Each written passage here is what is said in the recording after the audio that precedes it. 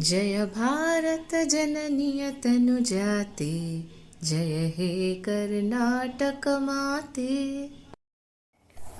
नमस्कार दोस्तों, आज है 1 नवंबर। कर्नाटका स्टेट में आज के दिन कर्नाटका स्टेट्स फॉर्मेशन डे या फिर कर्नाटका राज्योत्सव दिवस के हिसाब से मनाया जाता है। ईयर 1956 में साउथ वेस्टर्न इंडिया के जितने भी कन्नड़ा स्पीकिंग रीजन्स थे उन सभी को एक साथ मर्ज करके एक नया स्टेट का फॉर्मेशन किया गया और उसी साल 1 नवंबर को स्टेट का नाम रखा गया कर्नाटका। 1973 में 1 नवंबर को कर्नाटका राज्योत्सव दिवस के हिसाब से हर साल मनाने की घोषणा की थी कर्नाटका स्टेट के उस वक्त के जो चीफ मिनिस्टर थे श्री देवराजा अरसू ने। तो फ्रेंड्स, कैसे हैं आप लोग? उम्मीद करती हूँ आप सभी स्वस्थ हैं। मैं फिज़िकली तो ठीक हूँ पर दिल काफ़ी उदास है, इसलिए सोच रही थी कि आप लोगों से थोड़ी बातें करूँ, कुछ बातें शेयर करूँ आप लोगों के साथ। हो सकता है आप लोगों को भी कुछ बातें पता चले जो शायद आप ना जानते हो। एक्चुअली फ्रेंड्स, आज तो 1 नवंबर है, कर्नाटका राज्योत्सव जैसे मैंने आपको बताया पहले ही। हर जगह सेलिब्रेशंस तो हो रहे हैं लेकिन बहुत ही लो की में, मतलब एकदम सिंपल तरीके से मनाया जा रहा है। रीज़न ये है कि सिर्फ 2 दिन पहले मतलब 29 अक्टूबर को कर्नाटका के heart throb, multi talented actor, dancer, singer, producer और एक सक्सेसफुल बिजनेसमैन पुनीत राजकुमार का डेथ हो गया है। आप में से काफ़ी सारे लोगों को ये न्यूज़ शायद पता भी है। देखिए, उनका उम्र 46 था और 46 का उम्र तो कोई डेथ होने का उम्र नहीं है ना फ्रेंड्स। पुनीत राजकुमार सबसे छोटे बेटे थे कर्नाटका के लीजेंडरी एक्टर राजकुमार के। और पुनीत राजकुमार के डेथ का मेडिकल रीज़न है कार्डियक अरेस्ट, यानी कि हार्ट अटैक। यही बात ना एक आयरनी है, क्योंकि वो बहुत ही डिसिप्लिन्ड लाइफ जीते थे। किसी तरह का एडिक्शन नहीं था उनको, ना स्मोकिंग का ना ड्रिंकिंग का। और उनका पूरा जो टाइम टेबल था, चाहे वो उनकी मूवीज़ का शूटिंग होता था या फिर फ़ोटो शूट्स या फिर उनके जिम में वर्कआउट का शेड्यूल, फैमिली के साथ बिताने का जो क्वालिटी टाइम का शेड्यूल, या फिर कोई भी प्रमोशनल प्रोग्राम्स या फिर सेलिब्रिटीज़ को तो बहुत सारे ऐसे प्रोग्राम्स में जाना ही पड़ता है ना, जो उनके शेड्यूल में रहता है। तो इन सब चीज़ को वो बहुत ही कामली हैंडल करते थे।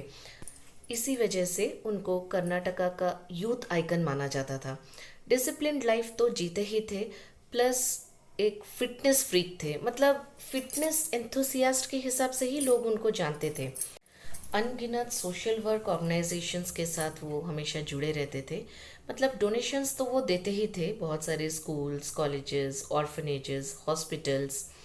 और मैसूर में उनका एक ऑर्गेनाइजेशन भी है, शक्ति धाम, जहाँ पर ऑर्फन गर्ल चिल्ड्रन को पढ़ाया जाता है, अलग अलग जॉब्स के लिए ट्रेनिंग दिया जाता है, उनकी शादियाँ दी जाती हैं। तो ऐसे एक ऑर्गेनाइजेशन के साथ भी वो जिस तरह से जुड़े थे, प्लस इस तरह का और भी बहुत सारा ऐसा ऑर्गेनाइजेशंस हैं जिनको वो डोनेशंस भी देते थे, खुद रेगुलर विजिट भी करते थे। बहुत ही डाउन टू अर्थ इंसान थे पुनीत राजकुमार। उनके डेथ के जस्ट एक दिन पहले, यानी कि 28 अक्टूबर को, उनके बड़े भाई शिव राजकुमार के एक मूवी का लॉन्च पार्टी था, बजरंगी 2 मूवी का लॉन्च पार्टी था, जिसमें पुनीत राजकुमार काफ़ी सारे अलग अलग सेलिब्रिटीज़ के साथ डांस किए, बहुत एंजॉय किए। किसी के बर्थडे पार्टी में भी शायद गए थे, किसी के हाउस वार्मिंग पार्टी में भी गए थे, ऐसा न्यूज़ था। और नेक्स्ट डे उनका रेगुलर का जो मतलब रूटीन रहता है वही वो कर रहे थे। मॉर्निंग वॉक को गए थे, बाद में घर आके फ्रेशन अप होके जिम गए थे, जहाँ वर्कआउट करते करते उनको कार्डियक अरेस्ट हुआ। डॉक्टर्स का कहना था कि सिर्फ हेवी वर्कआउट की वजह से उनका हार्ट अटैक हुआ है, ऐसा नहीं, शायद काफ़ी सारा स्ट्रेस भी था उनको। देखिए, हम जो भी फील्ड में जॉब करते हैं, चाहे वो एंटरटेनमेंट मीडिया में हो या एकेडमिक के फील्ड में हो या कॉरपोरेट फील्ड में हो, कोई भी सेक्टर ऑफ लाइफ जहाँ हम लोग वर्क करते हैं, स्ट्रेस तो है ही। क्यों है वो भी आप लोग जानते ही हैं। पैंडेमिक की वजह से जो हर एक जॉब फील्ड में काम रुके हुए थे या बहुत स्लो प्रोसेस में चल रहे थे, हर एक फील्ड में अभी काम का बहुत प्रेशर है। तो हो सकता है कि जो इनकम्प्लीट प्रोजेक्ट्स थे उनके, मतलब जो इनकम्प्लीट मूवीज़ उनको फिनिश करना था, और भी बहुत सारे रिस्पॉन्सिबिलिटीज़ या लाइबिलिटीज़ रहे होंगे उनके, जो मतलब जिनके प्रेशर उनके ऊपर थे। हो सकता है ये सारी वजह से ही उनको स्ट्रेस था।